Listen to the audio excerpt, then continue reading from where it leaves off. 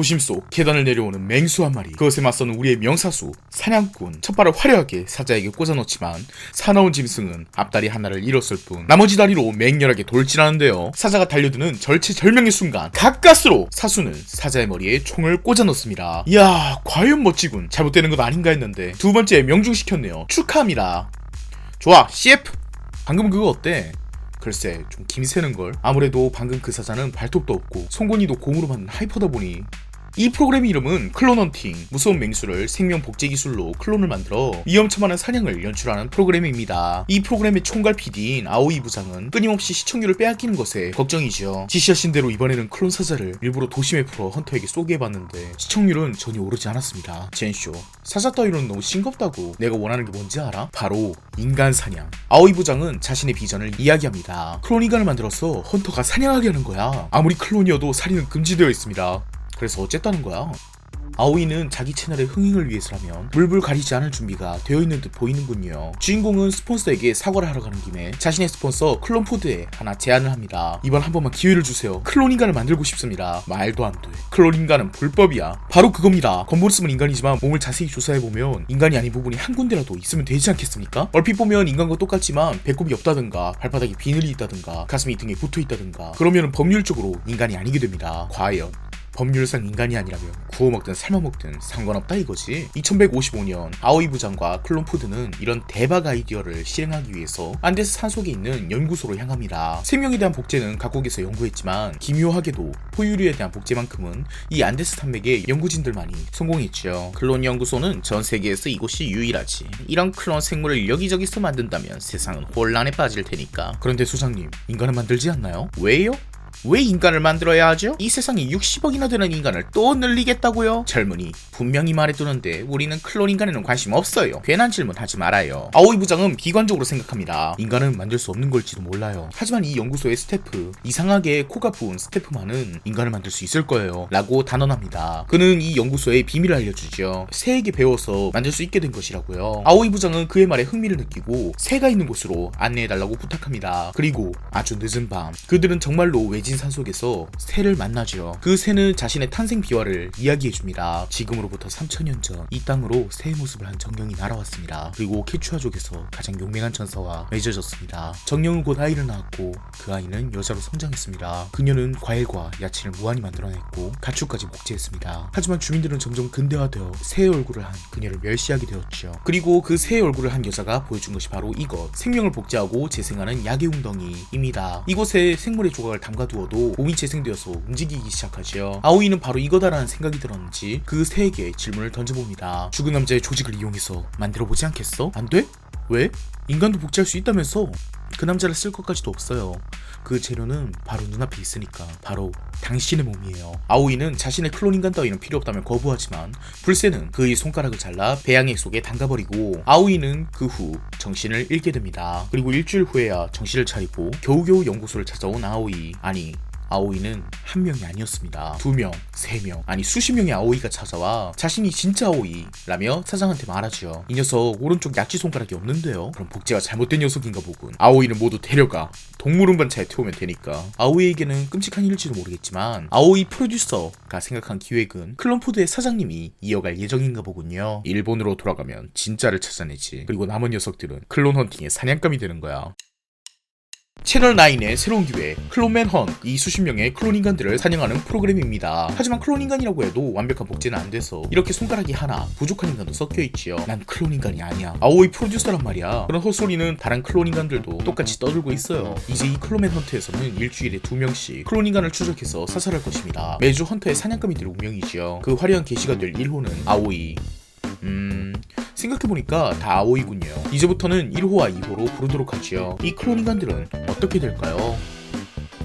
방금 들으신 소개는 불새의 생명편입니다. 1980년 8월부터 연재된 지금으로부터 거의 40년 전에 SF 만화죠. 1980년은 슬슬 일본의 SF 만화들이 전성기를 맞이하려는 초입이었고 일본 SF 만화의 시초라고 볼 수 있는 데즈코 오사무 작가는 이 만화를 우주와 생명, 인간을 다루는 거대한 연차 불새의 한 단편으로 수록했죠. 이 만화는 단행본 한 권 분량도 안 되지만 내부에 담겨있는 화두는 수도 없이 다양합니다. 가장 빠르게 볼 수 있는 것은 인간을 복제하는 것은 옳은가? 일 것이고 아오이는 인간을 복제해서 사용하자는 입장이었다가 본인 본인 스스로가 복제인간이 되는 처지에 놓이니 그 대립이 메인임을 부정할 수는 없겠죠. 하지만 그 외에도 다양한 화두들이 녹아 있습니다. 반드시 인간만으로 국한하지 않더라도 재미를 위해서 살상을 하는 프로그램을 보여주며 자극적인 것을 줬다가 생명을 경시하는 인간에 대해서 데이지카 오사무는 직설적으로 비판하고 있고 그 끝이 바로 인간 사냥에 다다를 것이라 경고하며 복제가 된 아오이와 원본 아오이를 구분할 수 없다는 점에서 만약 똑같이 구성된 복제 생명이 존재한다면 그것의 원본은 어떻게 할 수 있을까? 라는 질문과 그렇다면 생명 복제 기술은 금지해야 하는가? 라는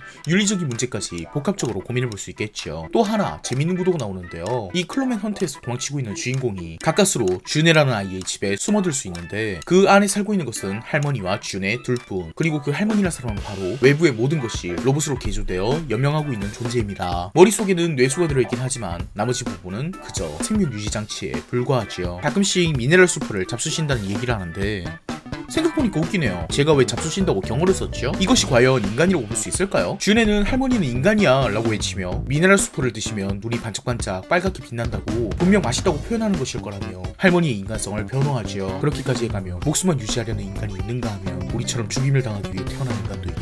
그렇군요. 저 할머니란 로봇이 인간이라면 복제된 이 아오이는 인간일까요? 과연 인간은 어느 쪽인 걸까요? 이 작품의 사회에서는 답이 나옵니다. 클론인간 2호가 로봇 할머니의 입안에 바퀴벌레가 들어가 목숨이 위험함을 알고 그 로봇 할머니를 살리기 위해서 자신의 목숨을 걸고 밖에 나와 의사를 찾지만 바로 사냥꾼에게 걸려 피덩이가 되고 맙니다. 살인을 한 것 같다며 찝찝해하는 사냥꾼에게 방송국 사람들은 호탕하게 대답하죠. 살인이라뇨? 이건 인간이 아닌걸요. 하지만 준이가 울어대는 소리를 듣고 사냥 프로그램을 촬영하던 촬영진들이 찾아가 노인이 바퀴벌레를 잘못 삼켜 죽어가고 있다는 끔찍한 사건을 전하기 위해서 그것을 촬영하지요. 할머니는 결국 치료받지 못해 죽고 말지만 방송국 아저씨들이 장례를 치러준다고 하는군요. 이 작품의 표현을 빌리자면 울어줄 사람이 있는 사이보그나 식물인간과 달리 아무도 울어줄 사람이 없는 클론인간은 인간이 아닌 것이겠죠. 이 작품 속의 인간과는 일관적이지 못합니다. 생긴 것이 약간이라도 다르면 인간이 아니다 라고 하다가도 뇌수 빼고는 모든 것이 달라진 인간은 장례식을 치르죠. 인간은 아직 인간을 정의하기엔 너무 모자란 듯 보입니다. 하지만 이 작품의 최후에서는 성인이 된 준혜가 크게 다치게 되자 그것을 살리기 위해 자신이 죽을지도 모르지만 병원으로 준혜를 이송한 아오이의 이야기가 나오는데요. 20년이 넘는 세월이 지났지만 클로맨 헌트는 여전하고 아오이는 아직도 사냥꾼들에게 쫓기는 신세입니다. 주인공은 심지를 굳히고 준혜에게 마지막 인사를 전하죠. 어쩌면 난 돌아올 수 없을지도 몰라. 그래도 꼭 해야만 하는 일이야. 아오이는 자신의 클론 인간이 배양되고 있는 배양주를 찾아가 그곳에서 시한폭탄과 함께 자폭을 실행합니다. 준혜가 태어날 시점이 되자 의사 선생님은 말하죠. 클론 라이프라는 공장이 폭발하는 바람에 클론 인간 생성이 수포가 되었다는 거. 아빠예요.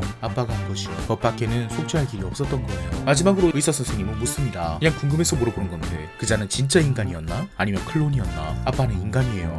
뭐가 더 필요하죠? 데이지카 오사무가 보는 생명 복제 혹은 과학기술이 발전하면서 혼란이 오는 인간이란 범위의 정의, 그것은 준의 입으로 대신 말하듯 아빠는 인간이에요 라는 표현으로 끝이 나지만 사실 그런 말로만 끝내기엔 이 문제는 너무 복잡합니다. 뇌 빼고 모든 것이 다 갈아치워진 인간은 인간일까요? 혹은 뇌만을 갈아치운 인간은 인간일까요? 준의 마지막 말처럼 그것을 구분하지 않고 인간이라는 말로만 파괴적으로 나서기엔 사실 이 작품이 그려진 1980년에서 42년이 훌쩍 지난 지금도 그 답은 잘 모르겠습니다. 우리는 과거의 예술가들이 제시한 의문을 아직까지도 제대로 풀지 못하고 있는 것이겠죠. 이 외에도 데이지카 오사무의 불새에는 시대와 관련 없이 빛나는 상상력, 가끔은 잔인하고 소름 끼치는 발상이 담기기도 합니다. 가령 2008년 작품 벤자민 버튼의 시간은 거꾸로 간다처럼 불새 우주편에 나오는 마키무라는 나이를 거꾸로 먹고 서서히 어려져서 결국 아기로 변한 마키무라를 계속 사랑해왔던 여자 우주비행사 나나는 그를 계속 돌봐주기 위해 끊임없이 수유를 할 수 있는 기괴한 우주 생물체로 몸을 바꿔버린다든지, 불새 망향편에서는 약간 소름 끼치는 상상력, 두 남녀가 우주 이주회사에 사기를 당해서 끊임없이 자연재해가 나는 행성으로 이주했다가 남편은 아내를 남기고 죽게 되고